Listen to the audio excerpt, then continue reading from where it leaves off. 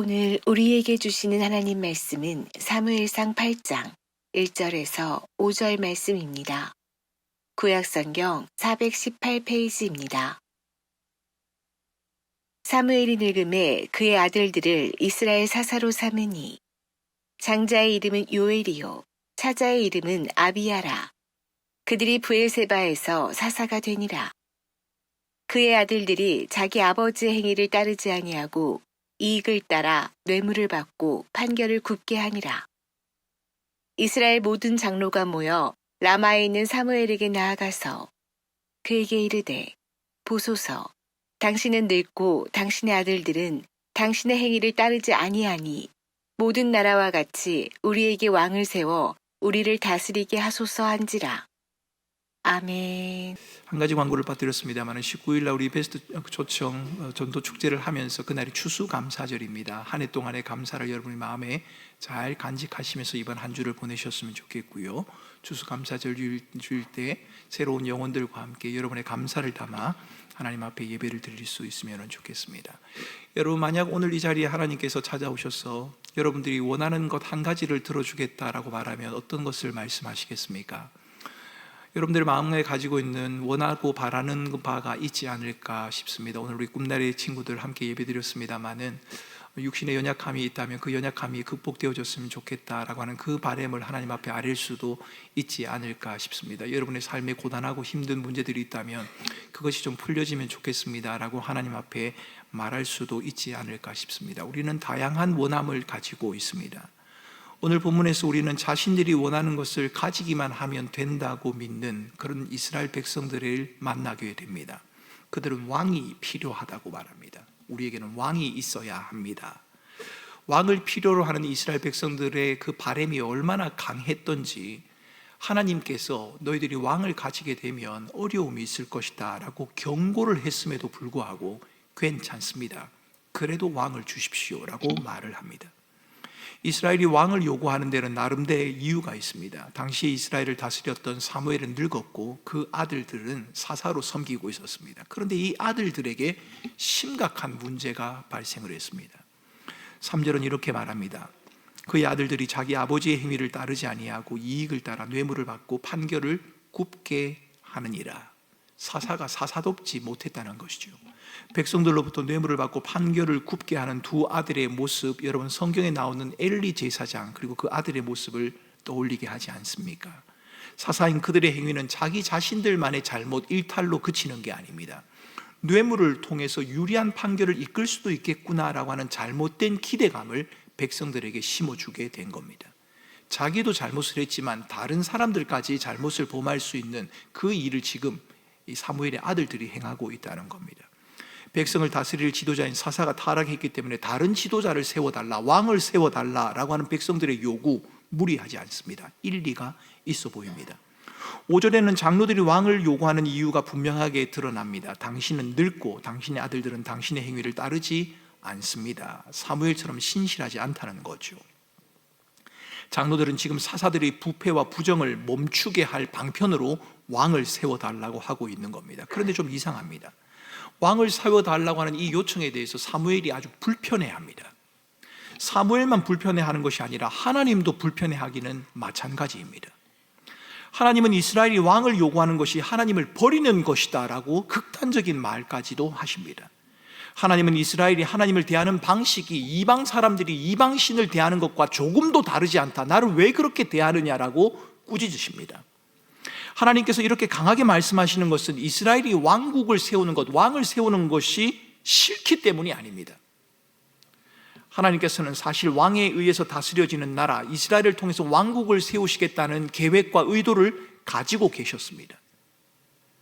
하나님은 아브라함과 사라에게 왕을 약속하신 적이 있습니다. 야곱에게 재확인하셨고요, 뿐만 아니라 모세를 통해서도 왕의 규례를 이미 허락하신 적이 있습니다. 그러니까 하나님은 이스라엘이 왕국이 되는 것에 대해서는 별 문제가 없다는 겁니다. 그런데 무엇이 문제입니까? 하나님께서 이스라엘에게 왕을 주시겠다고 약속을 한 적이 있음에도 불구하고 왕을 세워달라고 하는 이스라엘의 요구를 하나님이 싫어하시는 이유가 도대체 어디에 있는 것입니까? 장로들이 왕을 달라고 요구하는 것은 왕국을 이루시겠다는 하나님의 약속이나 계획을 알고 있기 때문에, 그것을 믿기 때문에 하고 있는 것은 아닌 것 같습니다. 본문 5절을 보면, 본문 5절에 나오는 장로들의 말을 들어보면 그렇습니다. 본문 5절에서 장로들은 이렇게 말합니다. 열방과 같이 우리에게 왕을 세워달라.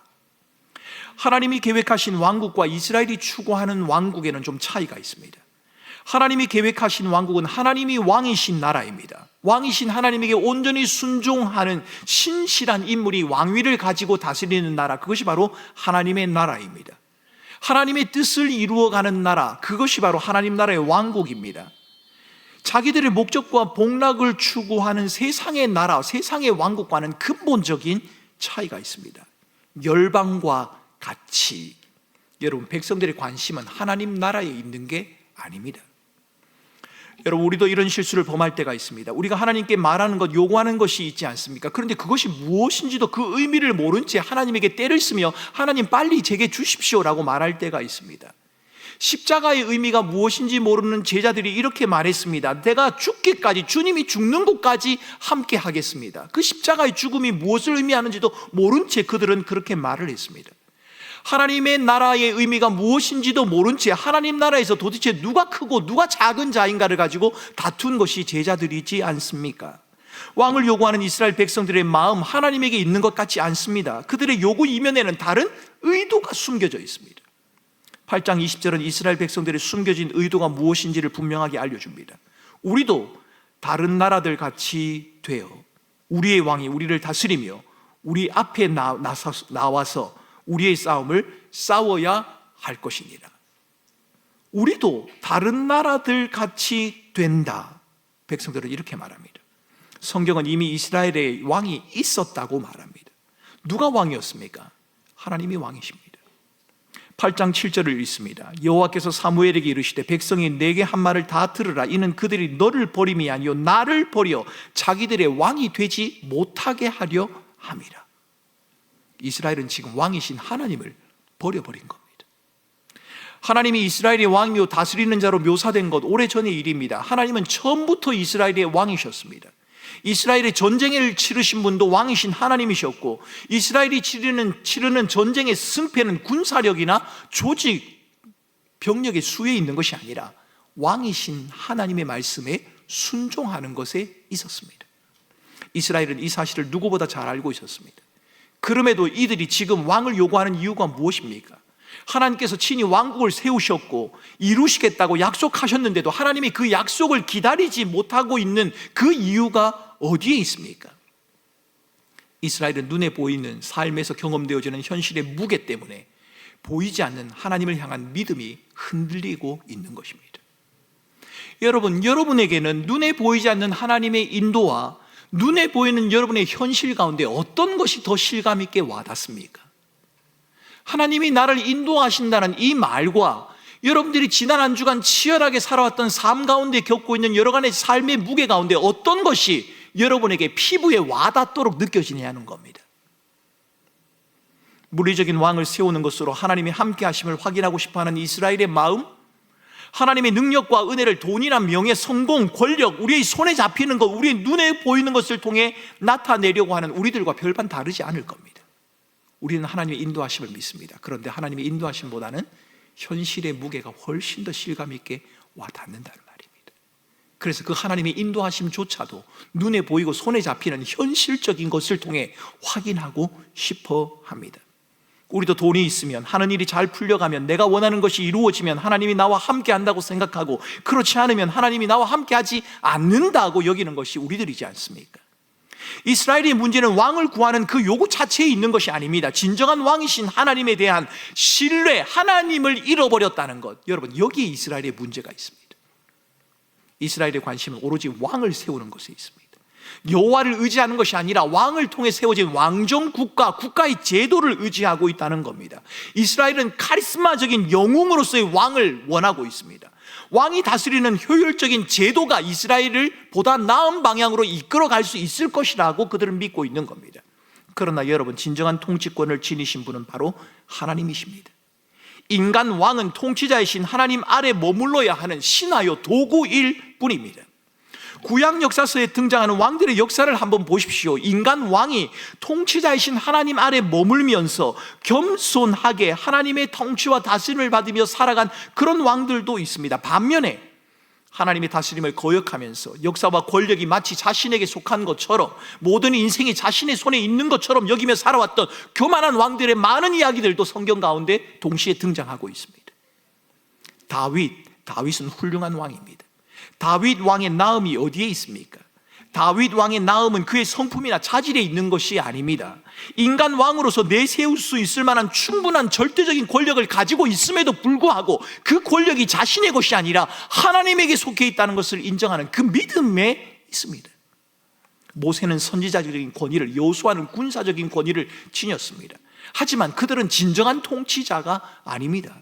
여호수아는 하나님의 군대 장관 아래에 있었으며 전쟁의 승리 또한 여호와 하나님의 승리다라고 그렇게 말합니다. 모든 권위, 모든 승리, 모든 통치, 모든 다스림이 바로 하나님 아래에 있다는 겁니다. 사사기를 읽어보면 이스라엘 백성들은 자신에게 승리를 가져다 주었던 기드온을 자신들의 지도자로 세우고 싶어 했습니다. 그리고 기드온이 우리를 인도하게 하자, 다스리게 하자라고 하려고 했단 말입니다. 진정한 왕이신 하나님을 놓쳐버릴 위기의 순간에 놓이게 되었습니다. 그때 기드온은 이스라엘의 요청을 거절합니다. 그리고 여호와 하나님이 다스리실 것이다. 진정한 지도자는 기드온 내가 아니라 하나님 그분이시다 라고 말을 합니다. 사랑하는 성도 여러분, 우리는 우리가 경험하며 추구하는 것, 우리에게 주어진 고난이 왕이신 하나님의 영역을 침범할 가능성이 있다는 사실 앞에 주의를 기울이며 살아가야 합니다. 내가 원하고 바라는 그것이 너무도 강력하기 때문에 하나님의 이름을 부르며 구하고 있지만 나의 시선과 나의 마음이 내가 얻기를 원하는 그것에 집중하다가 하나님을 놓쳐버릴 가능성이 있다는 것, 여러분 이것을 경계해야 합니다. 우리는 삶의 모든 영역이 하나님의 통치와 다스림 안에 있다는 사실을 잊지 말아야 합니다.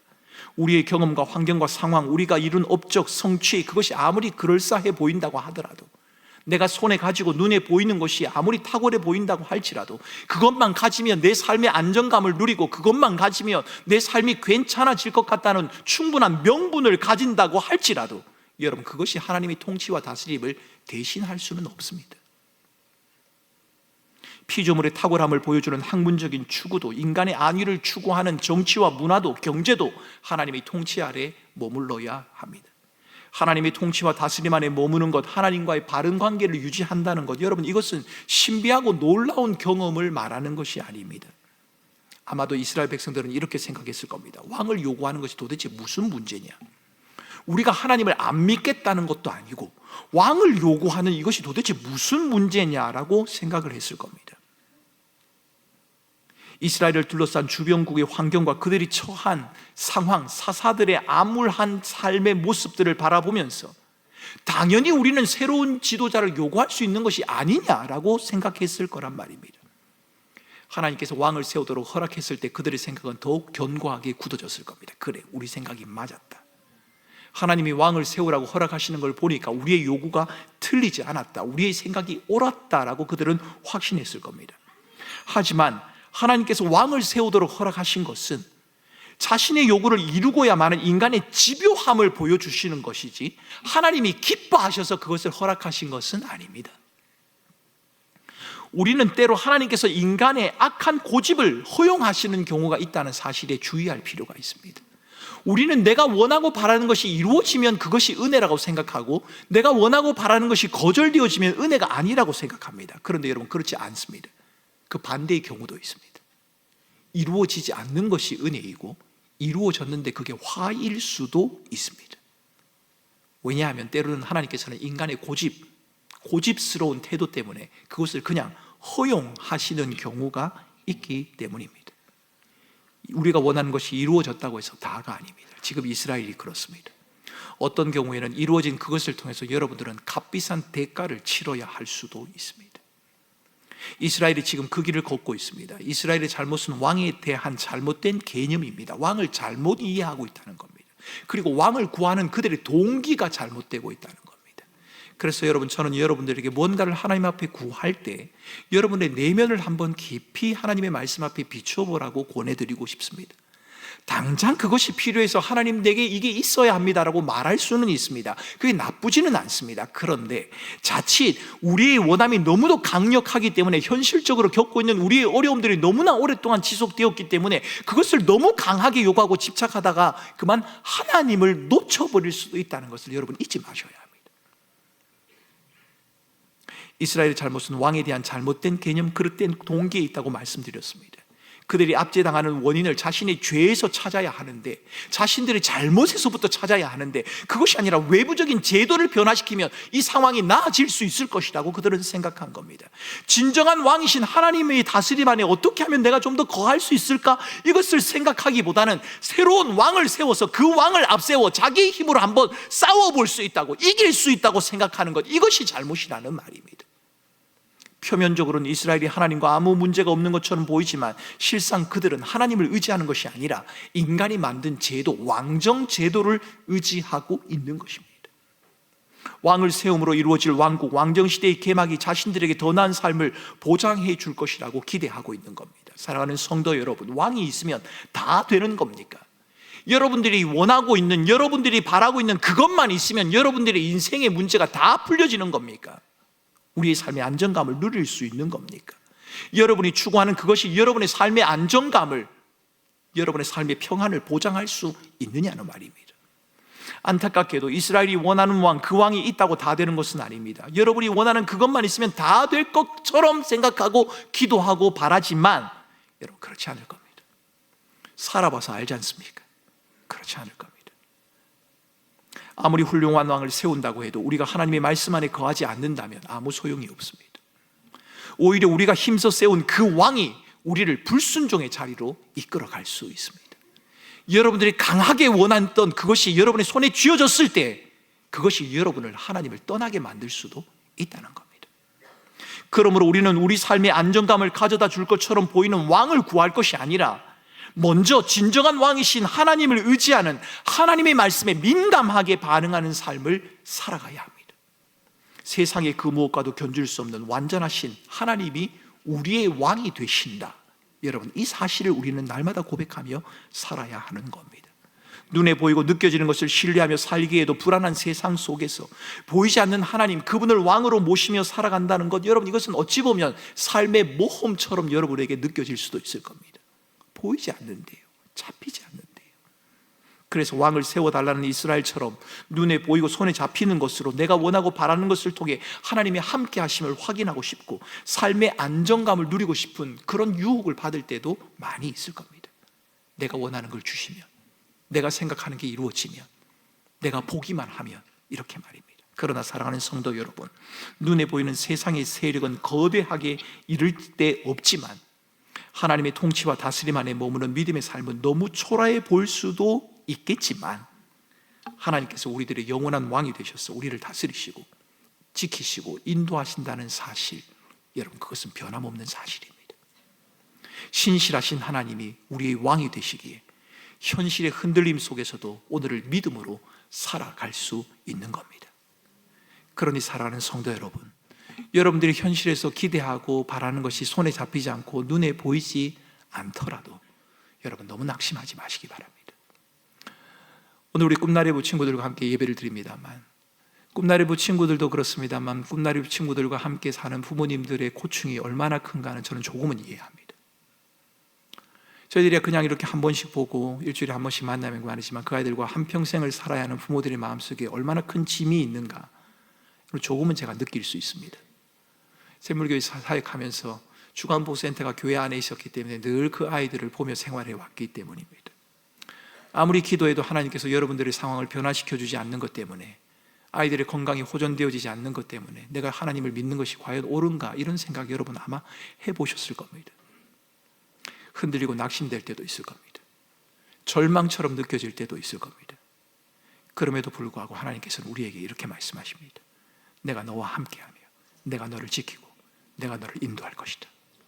세상의 그 어느 것도 너희의 삶을, 너희의 영혼을 보장할 수 없지만 영원한 왕이신 하나님, 내가 너희의 영혼을 결코 포기하지 않고 놓지 않을 것이다. 그러니 여러분 힘드시겠지만 너무 낙심하지 마시기 바랍니다. 우리 사랑하는 성도 여러분, 여러분들이 가정의 삶 가운데 크고 작은 문제를 가지고 있지 않은 분들이 어디에 있겠습니까? 원하고 바라는 것들이 속히 이루어졌으면 좋겠다. 그런 바람으로 저는 날마다 기도합니다. 그래도 여러분, 혹시 여러분의 원함대로 삶이 풀려지지 않는다고 해도, 여러분들의 자녀의 모습이 여러분의 뜻과 계획대로 진행되어지지 않는다고 해도, 하나님 앞에 날마다 기도하고 도우심을 구함에도 불구하고 여러분의 삶의 현실이 보다 나아지지 않는다고 해도, 하나님은 영원하신 우리의 왕이 되셔서 우리와 함께 하시고 우리를 지키시고 인도하신다는 이 사실, 여러분 이 사실을 붙드시기 바랍니다. 그래서 왕이 있으면 될 것 같습니다. 그 고백보다 하나님이 있기에 내가 살아갈 수 있습니다. 여러분 그렇게 고백하는 저와 여러분들이 되실 수 있기를 바랍니다. 왕이신 하나님이 오늘도 이번 한 주간도 우리의 삶을 인도해 가실 것입니다. 그분이 우리의 모든 것을 가장 잘 아시고 잘 이해하시고 가장 선한 길로, 온전한 길로, 바른 길로 인도해 가실 것입니다. 이 하나님의 인도하심을 고백하고 믿음으로 살아가는 우리 사랑하는 성도들 되시기를 주님의 이름으로 축원합니다.